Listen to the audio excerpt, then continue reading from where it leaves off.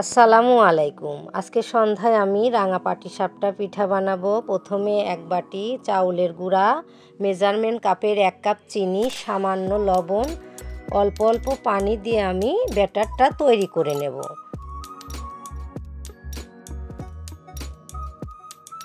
আবারও সামান্য পানি দিয়ে ব্যাটারটা এইভাবে আমি গুলিয়ে নেব। পিঠাপুলি বাঙালির একটা ঐতিহ্য খাবার। শীত আসলেই কম বেশি সবাই এই পিঠাগুলি তৈরি করে খায়।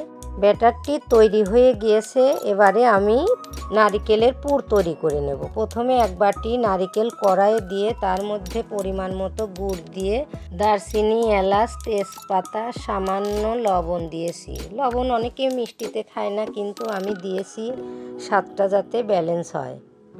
নারিকেলের পুরটা আমি অনবরত নাড়তে থাকবো যাতে নিচে লেগে না যায়।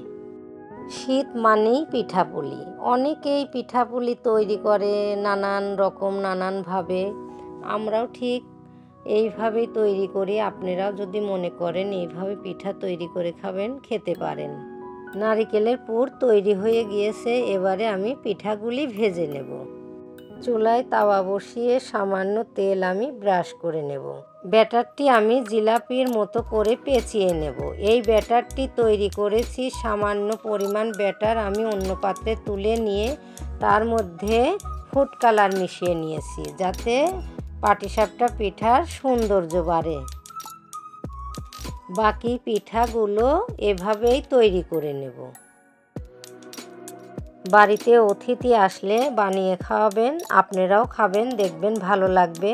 এই পিঠাটা আমাদের পরিবারের সবারই পছন্দ। ভিডিওটি ভালো লেগে থাকলে লাইক, কমেন্ট, শেয়ার ও ফলো দিয়ে আমার পাশে থাকবেন। দেখুন পিঠাগুলো যেমন দেখতে সুন্দর হয়েছে, তেমনই খেতেও সুন্দর হয়েছে।